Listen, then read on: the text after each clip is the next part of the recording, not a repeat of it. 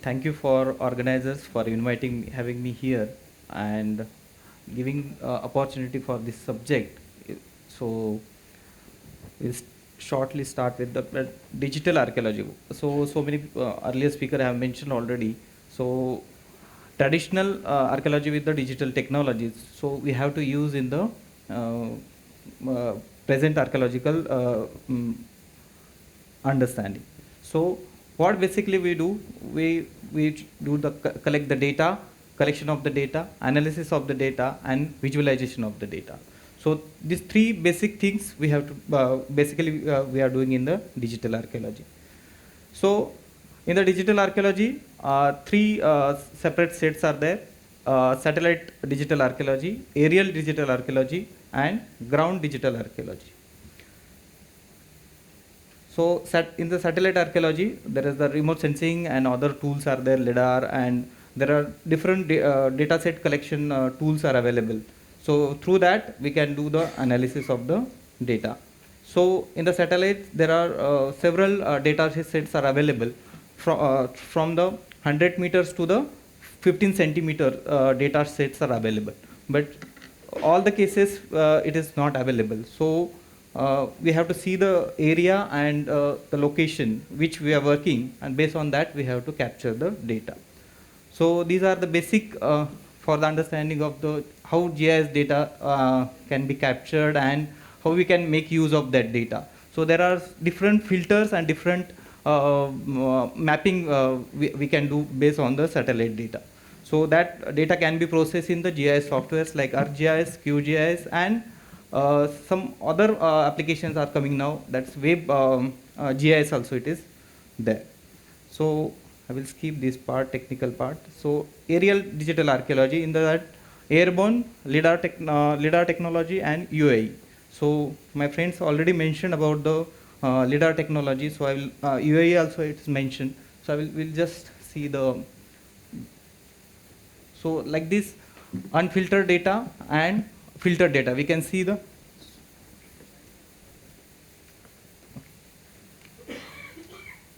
so filtered data and unfiltered data. We can see the how we can create the DMU models. So in the Mayan city Tikal, in the present day Kumtala, so they have captured this lidar using based on the using of the lidar technology. They have captured this area and they have proposed this model based on the lidar technology. So this is the UAE aerial vehicle. So I will just give the just glimpse of the one. Can you somebody tell this which is the monument? This which monument? Pattadakkal. So it is a ASI protected monument. We have done the survey and I was just giving the in the ground digital archaeology ground penetrating radar GPR survey also before excavating any site or any archaeological remains whenever you go to for the exploration or other things. So that time we use the GPR survey. So then total session survey. This image is not visible, but we have done it at the Rajgala in the Sri Lanka. That is site protected by the Rajgala's archaeological project. So they have documented the site, and there are almost 700 archaeological localities they have found, and they have mapped them with the help of a total station. So 3D this 3D scanning. So I will not go into this detail. So just skip this part. GIS. So GIS also is helping tool for analyzing, interpreting, and for analyzing the spectacle data. In the GIS, used for the mapping archaeological site, analyzing landscape changes, and create interactive maps. I am going to show you some interactive map in the GIS how we can present the data. So these are the fields. This GIS applications is they are using for the GIS data. So I will show you some of the case studies. So we have done some ground plans for the rock cut caves, and we have mapped based on the some digital tool. So this is the distometer. You might be knowing about these tools. This is the line laser and angle meter, and again this is the again line laser only. So these are the softwares we have used. The Leica provides one software with the distometer only and AutoCAD. So we have Tri Lakshmi cave in the Nashik. So we have mapped the cave with the affordable whatever the instruments are there. These affordable instruments are there. Always we cannot use the digital scanners and high technology for the documenting the cultural heritage. So these affordable tools we can use for the documentation of the cave. So this is the site as I mentioned in the earlier, that is the Rajgala in Sri Lanka. There is almost 700 archaeological localities are there, and in that there are so many partially rock cut caves are there. So such like these caves are there. So we are, based on that earlier I have shown that instrument. Based on that with the help of that instrument, we have mapped means we have documented the caves. So these are the team members. So case study GIS mapping. So Mythic Society have conducted one project called Gazetteers of Prehistoric Sites of India. So we have collected almost 10,000 sites of prehistoric sites. I am mentioning again. I am repeating that 10,000 prehistoric sites are reported still now in India. So this data set, it is not available anywhere. So it is, we have collected this data and we are going to present this data shortly. So I will just give the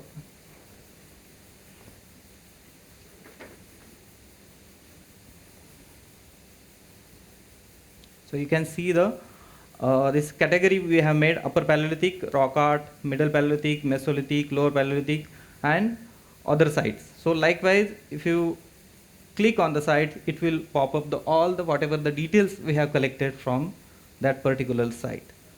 So such a way we can create a database for the other sites also. So these are the all prehistoric sites we have collected and we have presented in this manner.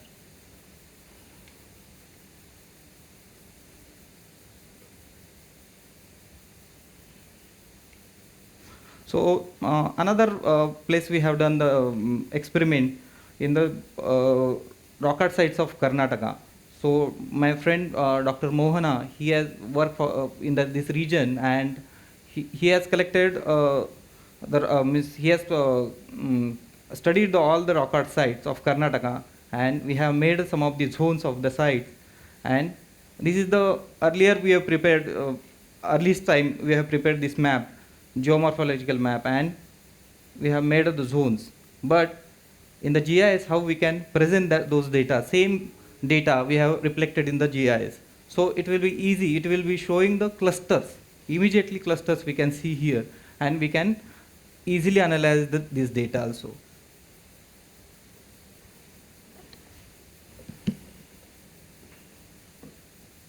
So you can see, if you click on these circles, it will show you the how many sites are visible, located there.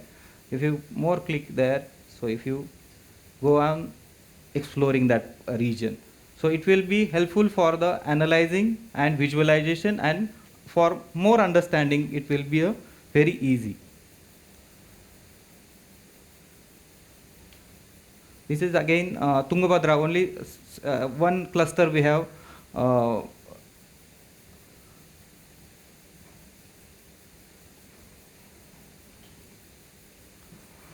in the one cluster only we have plotted different localities are there. So in the one site there must be 4 localities, 5 localities, 10 localities. So for analyzing that localities also it will be useful, this data.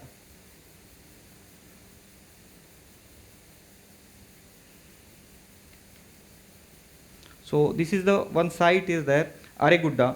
So it has different localities. So there are almost 6-7 localities are there. I will just show. This is the one of the locality, and Dr. Mohana is proposing this as the ancient map it is depicted on this rock art. So I will just show you that demonstration.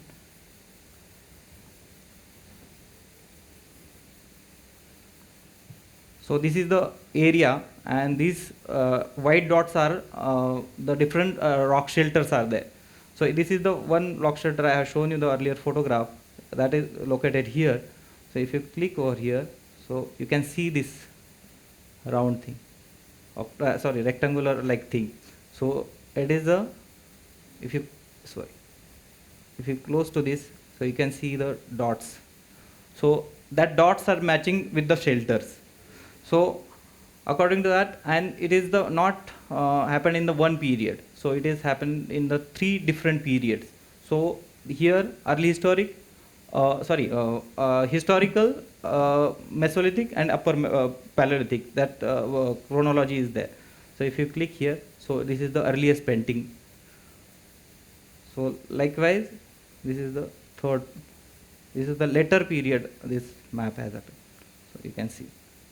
So likewise, also we can present our data. So you can see all the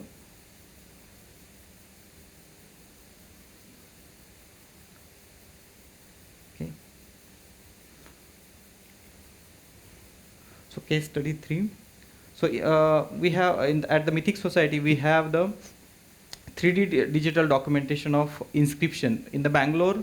Presently, Bangalore is covering of the 3 districts, earlier 3 districts, and that city. So we have documented almost 600 inscriptions, and earlier some inscription have been documented, some inscription newly we have found, but that preservation status is very bad. So what we have taken the project that we can at least digitally conserve those inscriptions. So we have the team, dedicated team for the documenting this inscription, and we have brought up the scanner, and we have set up the whole lab for this inscription scanning project. So like these results are there. So we can see each and every, this is the granite. In the granite, on the granite we cannot see whatever the letters are there. We have to see in the different lights. So that can be done with this help of this instrument. I will just show you that demo. See, this is the village called Chalike. So in that village we have found this inscription. So if you can zoom in, zoom out, and we can see the different lights also this model. So it will be very easy to read out the inscriptions. And shortly we are developing the OCR for these inscriptions. So we have lot of data. So based on this data, we are creating the OCR for this Kannada inscriptions. So we have almost 600 inscription, almost 300 inscription we have already documented, and some more 300 we are going to document. So these are some new advanced things we are doing at Mythic Society. So this project is heading by our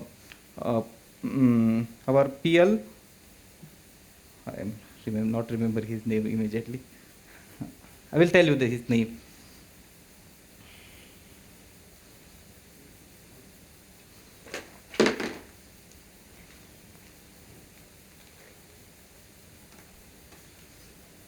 So I'm acknowledging the Rajgala Archaeological Project, Archaeological Survey of India, the Mythic Society, Dr. Mohana R, Dr. Shrikant Ganvir, Uday Kumar PL. His name is Uday Kumar PL.